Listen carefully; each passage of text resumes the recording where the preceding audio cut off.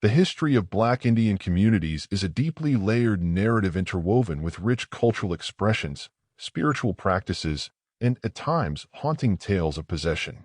These communities, forged through centuries of intermingling between enslaved Africans and indigenous peoples in the Americas, possess a unique heritage shaped by survival, resilience, and shared spiritual landscapes.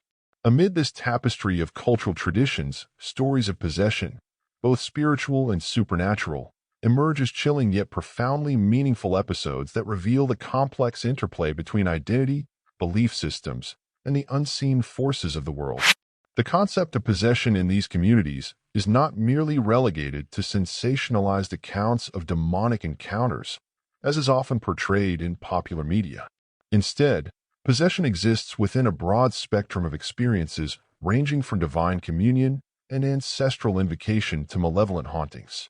These narratives often blur the lines between the physical and spiritual worlds, reflecting deeply held beliefs about the permeability of existence and the omnipresence of spirits.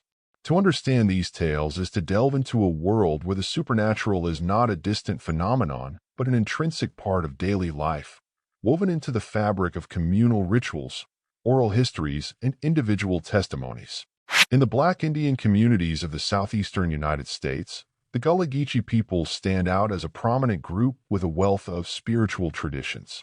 Descended from enslaved Africans who worked on the rice plantations of South Carolina and Georgia, the Gullah Geechee developed a rich syncretic culture blending African spiritual practices with indigenous traditions. Their stories of possession often center on the presence of spirits, both benevolent and malevolent, that inhabit the natural world and occasionally take hold of individuals. One recurring tale speaks of a young woman who, during a full moon ceremony meant to honor ancestors, became inexplicably entranced. Her voice changed, her eyes glazed over, and she began speaking in a language unfamiliar to anyone present. Elders later determined that she had been ridden by a powerful ancestral spirit who sought to deliver a warning about impending danger to the community. For the Gullah Geechee, such possessions are not feared but are instead treated as sacred moments of connection with the divine. Further south, in the communities of the Black Seminoles in Florida and the Caribbean, possession narratives take on a different tone. The Black Seminoles, who descended from escaped African slaves and their alliances with the Seminole tribes, have a rich tradition of storytelling that often features spirits of the land. Among their most chilling accounts is the legend of the Shadow Woman, a spectral figure believed to possess those who stray too far from communal protection at night. Witnesses describe how victims of the Shadow Woman fall into trance-like states, unable to recall their actions but often returning with mysterious bruises or markings. Elders attribute these possessions to a spirit born out of vengeance, tied to the violent history of colonialism and displacement experienced by both Black and indigenous peoples. These tales serve as both a warning and a reminder of the spiritual weight carried by the land they inhabit. In the Midwest, Black Indian communities with roots in the Cherokee and Creek nations also recount their own haunting tales of possession. These narratives often center around skinwalkers or shapeshifters, a concept borrowed from indigenous folklore, but adapted to incorporate African spiritual beliefs. One story tells of a man who, after desecrating a sacred burial ground, began exhibiting strange behaviors, howling at the moon, speaking in tongues, and displaying superhuman strength. Community spiritual leaders intervened, performing days-long rituals to banish the entity believed to have taken hold of him. While some dismissed the tale as a cautionary myth, others in the community viewed it as a testament to the power of the spiritual forces that govern the natural and supernatural worlds. Further west, in Oklahoma, the descendants of freedmen who were once enslaved by the 5 civilized tribes, Cherokee, Choctaw, Chickasaw, Creek, and Seminole, tell of possession experiences that often intersect with Christian traditions. With the advent of Christianity among these communities, possession narratives began to shift, incorporating themes of demonic influence and spiritual warfare. Church revivals became battlegrounds where individuals allegedly possessed by evil spirits underwent dramatic exorcisms. These events, though frightening, were seen as necessary acts of spiritual cleansing and reaffirmations of faith. In one particularly well-documented case, A woman possessed during a church service exhibited unearthly screams and violent thrashing, requiring multiple elders to restrain her.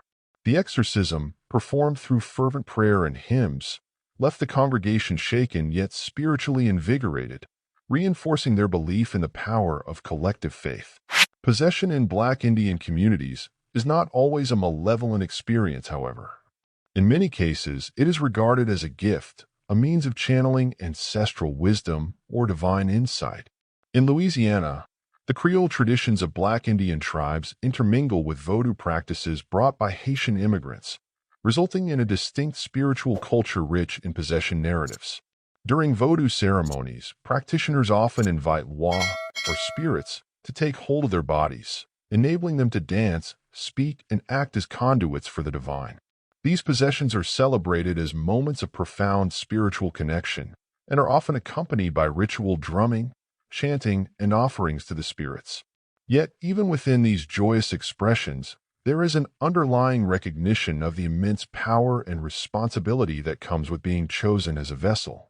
Beyond the Americas, the stories of possession in Black Indian communities extend to the broader African diaspora, connecting these experiences to global traditions of spiritualism.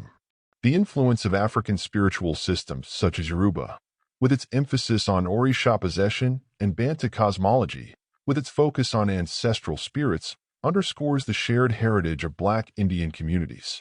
Similarly, indigenous beliefs in animism and the sacredness of nature amplify the sense of interconnectedness between the spiritual and material worlds. These cross-cultural exchanges have enriched the narratives of possession, creating a complex tapestry of beliefs that continue to evolve. Modern interpretations of possession in Black Indian communities often intersect with contemporary struggles for identity and cultural preservation. As younger generations grapple with the legacy of their ancestors, these stories take on new significance. They are not merely chilling tales told around campfires or in hushed whispers. They are profound reminders of the enduring presence of the past within the present. For many, the act of recounting these stories is a form of resistance against cultural erasure, a way of asserting their place within the broader narrative of history.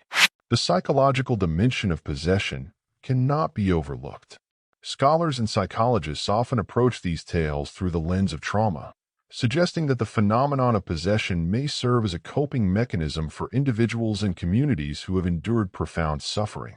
The historical realities of slavery, displacement, and marginalization have left indelible marks on Black Indian communities, and the stories of possession may reflect an attempt to process these collective wounds. However, this perspective does not diminish the spiritual authenticity of these experiences for those who live them. To the communities themselves, possession is not merely a psychological phenomenon but a deeply spiritual one, rooted in centuries of belief and tradition. Ultimately, the stories of possession in Black Indian communities offer a glimpse into a world where the boundaries between the seen and unseen are fluid, where spirits walk among the living, and where the past continues to echo in the present. These chilling spiritual tales are more than mere anecdotes. They are profound expressions of a cultural heritage that refuses to be silenced.